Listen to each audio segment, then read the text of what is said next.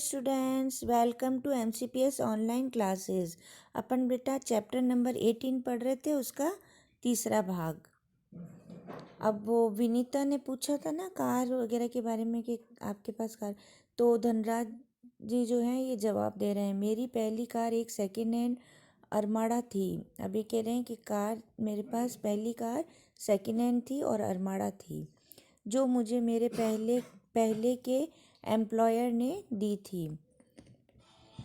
तब जब जब तक मैं काफ़ी नामी खिलाड़ी बन चुका था।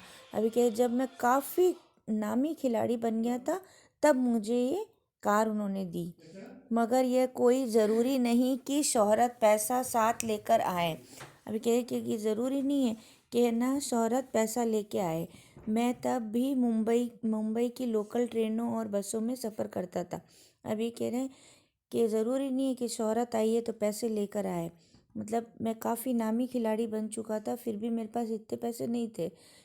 मैं क्या करता था, लोकल ट्रेनों में और बसों में सफ़र करता था, क्योंकि टैक्सी में चढ़ने की हैसियत मुझ में नहीं थी।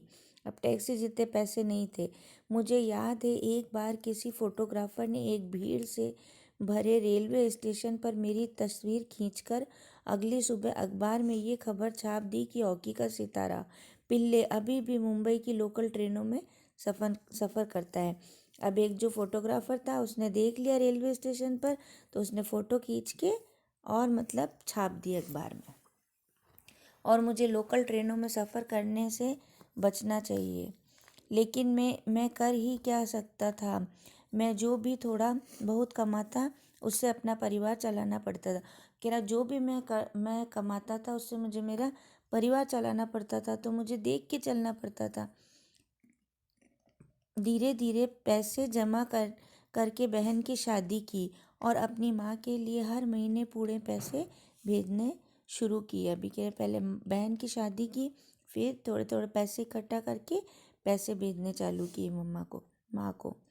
आज मेरे पास एक फोर्ड आइकॉन है, जिसे मैंने सन 2000 में ख़रीदा था, मगर वह किसी कारपोरेट हाउस का दिया हुआ तोहफा नहीं, बल्कि मेरी मेहनत की गाड़ी कमाई से खरीदी हुई कार है।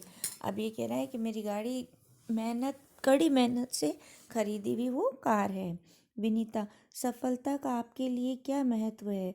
हॉकी को आपने इतना कुछ दिया, इसके बदले आपको क्या मिला? भी कि मतलब सफलता का क्या राज है? हॉकी को आपने इतना कुछ दिया तो इसके बदले आपको क्या मिला? धनराज, कुछ रुपए इनाम में मिले थे, मगर आज खिलाड़ियों को जितना मिलता है उसके मुकाबले में पहले कुछ नहीं मिलता था। ये आज जितना मिलता है ना उसके मुकाबले पहले कुछ नहीं था। मतलब पहले बहुत कम मिलता है, मगर अब तो बहुत ज़्यादा मिलता है। मेरी पहली जिम्मेदारी थी परिवार में आर्थिक तंगी को दूर करना। भी कह रहा पहली मेरी जिम्मेदारी थी जो मतलब घर में तंगी हो रही थी ना पैसे की, उसको दूर करनी थी और उन सबको एक बेहतर ज़िंदगी देना। विदेश में जाकर खेलने से जो कमाई हुई उससे मैंने 1994 में पुणे को भाऊ पाटिल रोड पर 2 बेडरूम का एक छोटा सा फ्लैट खरीदा। अब इसने पुणे में एक छोटा सा फ्लैट खरीदा। घर छोटा ज़रूर है पर हम सबके लिए काफ़ी है। अभी कह रहा घर छोटा भली था मगर एक मतलब हमारे लिए काफ़ी था। 1999 में महाराष्ट्र सरकार ने मुझे पवाई में एक फ्लैट दिया।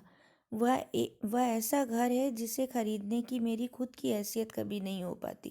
कह रहा है मुझे इनाम में इतना अच्छा फ्लैट मिला जो मैं खुद कभी कभी नहीं बना सकता था अपनी हैसियत के मुताबिक। ठीक है बेटा। फिर है ना विनीता जी पूछ रही हैं, सेलिब्रिटीज़ के साथ एक ही मंच पर बैठना कैसा लगता है? अब धनराज कह रहा है कि है ना मतलब सेलिब्रिटीज़ जो होते हैं ना उनके साथ बैठना मुझे बहुत अच्छा लगता है। जब हम राष्ट्रपति से मिले तब ये महसूस हुआ कि हम कितने खास हैं। हॉकी ही है जिसके चलते हर जगह प्रतिष्ठा मिली। अभी कह रहे हॉकी ऐसा खेल है जिसके कारण हमें इतनी प्रतिष्ठा मिली कि मतलब बड़े बड़े लोगों के साथ हम उठ बैठ सके। ठीक है बेटा, ये लेसन आपका यहीं ख़त्म होता है। आई होप आपको समझ में आ गया होगा। Thank you.